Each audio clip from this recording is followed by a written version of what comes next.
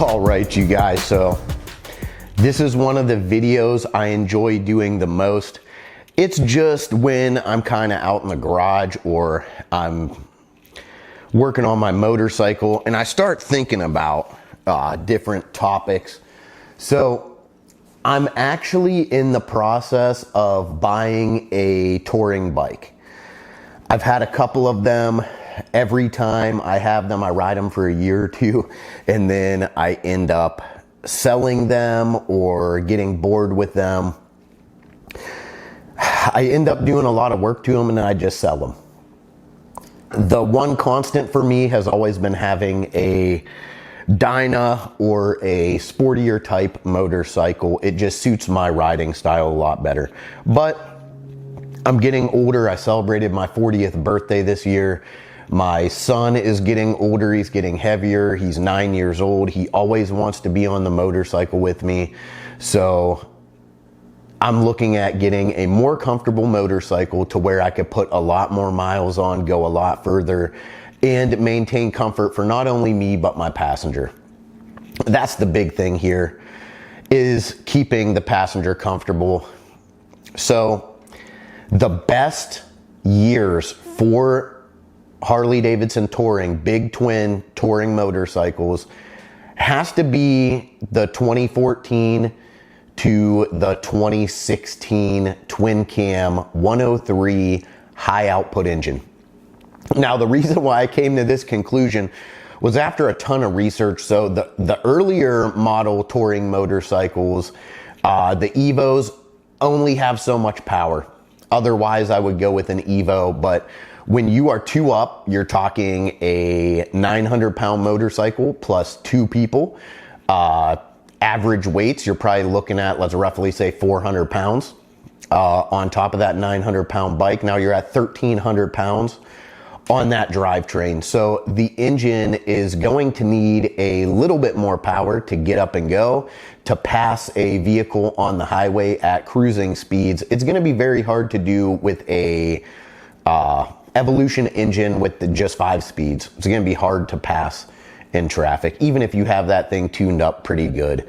So that brings us to the 88-inch engines, because I'm not going back to shovels and all that stuff, because you're still not getting that much power. You can't even compare those engines to the ones of today.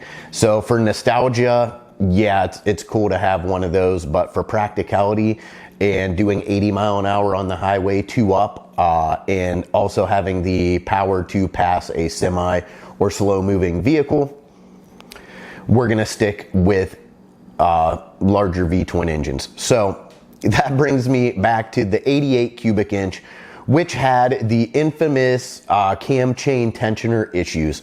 So any of those year motorcycles had like a spring tensioner for your cam chain.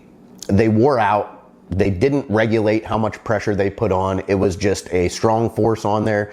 They wore out. They grenaded your lower end of the engine, and then you were tearing everything apart. You were redoing your cam and oil pump and all that good stuff.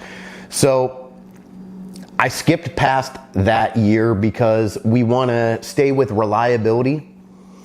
So then we go to the 96. The 96 cubic inch engine was a great engine by Harley Davidson, had plenty of power, introduced you over to that 6-speed transmission, gave you plenty of power, but when it comes to passing power on the highway, even if you tune those bikes up, it leaves a little bit to be desired. The 6th gear was more of an overdrive. It was barely a function. It was pretty much more for form than function. It did keep you from looking for another gear on the highway, because with the 5 speeds, you get that revving out. Your engine just sounds like it's trying way too hard. So the 6th gear did help a lot. But the reason why I'm saying 2014 to 2016 touring as the hands down best touring motorcycle designed by Harley, you get the Rushmore fairing. You're also getting the reliability that came with years of honing that twin cam engine. So By that point in time, you're talking that is the third generation of the twin cam. It was also from the factory, a high output engine, so you were able to get plenty of power out of those motorcycles. They were easy to tune, they were easy to upgrade, and they gave you plenty of passing power on the highway. With that 6th gear, when you would smack on the throttle in 6th gear, you were easily able to pass somebody, slower traffic, or a semi on the highway. They also introduced you to the new Tour Pack. So it's somewhat a redesigned style of the Tour Pack, and it is extremely comfortable. So if you are just looking for a motorcycle to get on and crush miles, that's the one you want. The only downside that I ever seen with the 2014 to the 2016 was Harley Davidson's introduction to the hydraulic clutch. So like this motorcycle here has a cable clutch. Almost all Harleys have a cable clutch, but for some reason in those 2 years, they decided to go to a hydraulic clutch.